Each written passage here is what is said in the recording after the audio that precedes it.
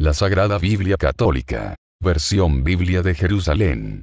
Edición 1976. Audiolibro cortesía del sitio ecatólico.com. Elaborado en enero del 2012.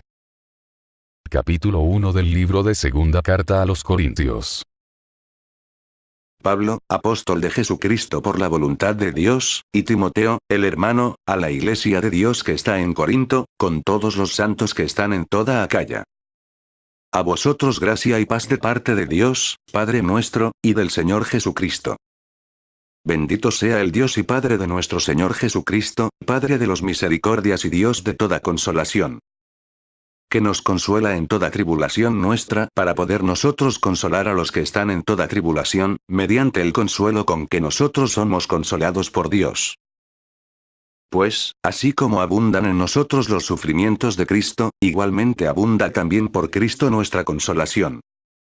Si somos atribulados, lo somos para consuelo y salvación vuestra. Si somos consolados, lo somos para el consuelo vuestro, que os hace soportar con paciencia los mismos sufrimientos que también nosotros soportamos.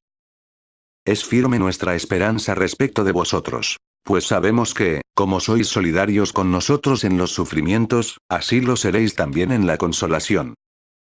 Pues no queremos que lo ignoréis, hermanos. La tribulación sufrida en Asia nos abrumó hasta el extremo, por encima de nuestras fuerzas, hasta tal punto que perdimos la esperanza de conservar la vida. Pues hemos tenido sobre nosotros mismos la sentencia de muerte, para que no pongamos nuestra confianza en nosotros mismos, sino en Dios que resucita a los muertos. Él nos libró de tan mortal peligro, y nos librará. En Él esperamos que nos seguirá librando. Si colaboráis también vosotros con la oración en favor nuestro, para que la gracia obtenida por intervención de muchos sea por muchos agradecida en nuestro nombre. El motivo de nuestro orgullo es el testimonio de nuestra conciencia, de que nos hemos conducido en el mundo, y sobre todo respecto de vosotros, con la santidad y la sinceridad que vienen de Dios, y no con la sabiduría carnal, sino con la gracia de Dios. Pues no os escribimos otra cosa que lo que leéis y comprendéis, y espero comprenderéis plenamente. Como ya nos habéis comprendido en parte, que somos nosotros el motivo de vuestro orgullo, lo mismo que vosotros seréis el nuestro en el día de nuestro Señor Jesús. Con este convencimiento quería yo ir primero donde vosotros a fin de procuraros una segunda gracia. Y pasando por vosotros ir a Macedonia y volver nuevamente de Macedonia donde vosotros, y ser encaminado por vosotros hacia Judea. Al proponerme esto obré con ligereza, ¿o se inspiraban mis proyectos en la carne, de forma que se daban en mí el sí y el no? Por la fidelidad de Dios. Que la palabra que os dirigimos no es sí y no. Porque el Hijo de Dios, Cristo Jesús, a quien os predicamos Silvano, Timoteo y yo, no fue sí y no. En él no hubo más que sí. Pues todas las promesas hechas por Dios han tenido su sí en él, y por eso decimos por él amén a la gloria de Dios. Y es Dios el que nos conforta juntamente con vosotros en Cristo y el que nos ungió. Y el que nos marcó con su sello y nos dio en arras el Espíritu en nuestros corazones. Por mi vida. Testigo me es Dios de que, si todavía no he ido a Corinto, ha sido por miramiento a vosotros. No es que pretendamos dominar sobre vuestra fe, sino que contribuimos a vuestro gozo, pues os mantenéis firmes en la fe. Capítulo 2 del libro de Segunda Carta a los Corintios. En mi interior tomé la decisión de no ir otra vez con tristeza donde vosotros. Porque si yo os entristezco, ¿quién podría alegrarme sino el que sea entristecido por mi causa? Y si os escribí aquello, fue para no entristecerme a mi ida, a causa de los mismos que deberían procurarme alegría, convencido respecto de todos vosotros de que mi alegría es la alegría de todos vosotros. Efectivamente, os escribí en una gran aflicción y angustia de corazón, con muchas lágrimas, no para entristeceros, sino para que conocierais el amor desbordante que sobre todo a vosotros os tengo. Pues si alguien ha causado tristeza, no es a mí quien se la ha causado, sino en cierto sentido, para no exagerar, a todos vosotros.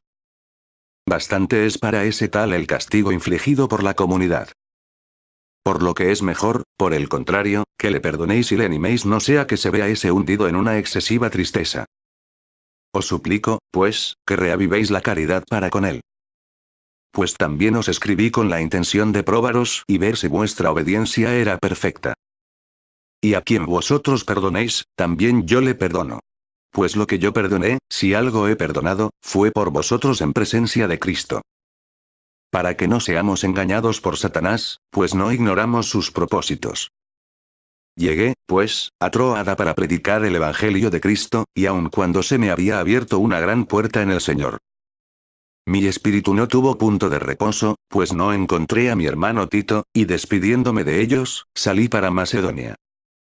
Gracias sean dadas a Dios, que nos lleva siempre en su triunfo, en Cristo, y por nuestro medio difunde en todas partes el olor de su conocimiento.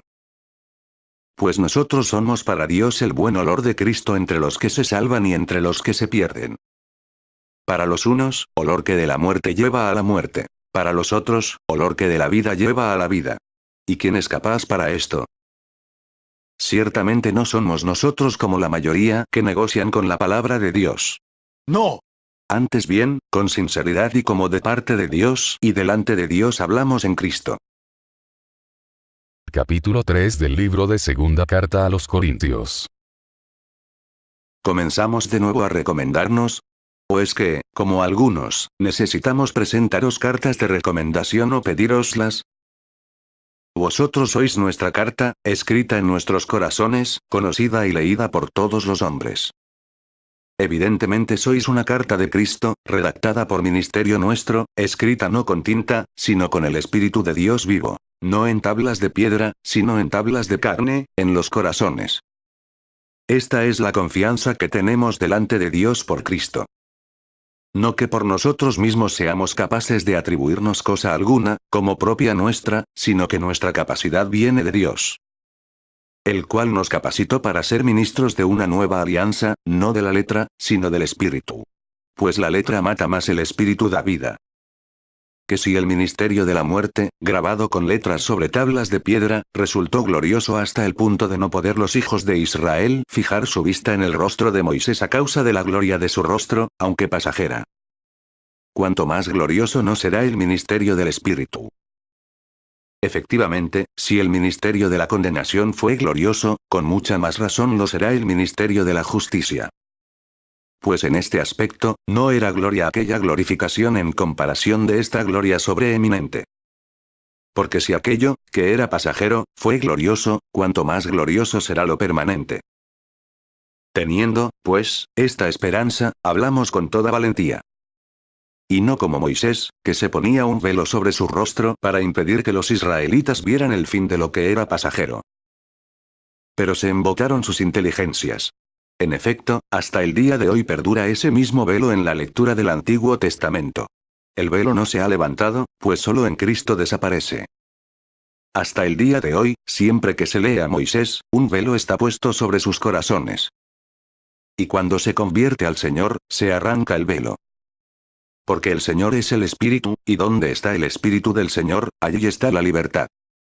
Mas todos nosotros, que con el rostro descubierto reflejamos como en un espejo la gloria del Señor, nos vamos transformando en esa misma imagen cada vez más gloriosos. Así es como actúa el Señor, que es Espíritu.